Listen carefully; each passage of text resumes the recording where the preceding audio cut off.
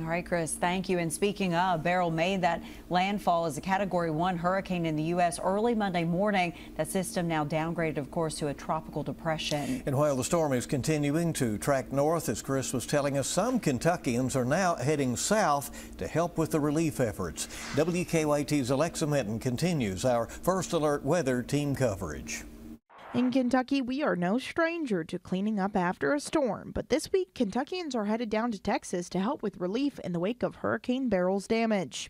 It means a lot to help. It matters to us to help other utilities and other states and other people.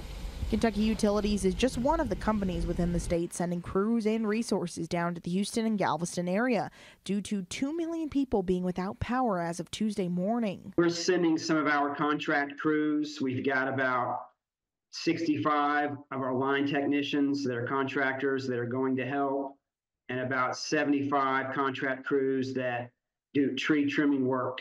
Other groups from our area that are sending help are the Lexington-based Emergency Disaster Services, who were just aiding the Houston area in late May due to a wind event, as well as the Davis H. Elliott Utility Company, who will help with emergency restoration. You have widespread damage. When you have a lot of trees down and limbs down and poles down, it takes a lot of time, obviously, to repair that infrastructure.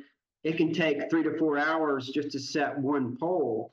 And with many crews having to go house to house to restore power, some regions could be out of power for days, even weeks. With a heat advisory out for the area, line technicians will need to focus on their own safety as they work. It's a critical part of what we do, and we try to help in areas where we can.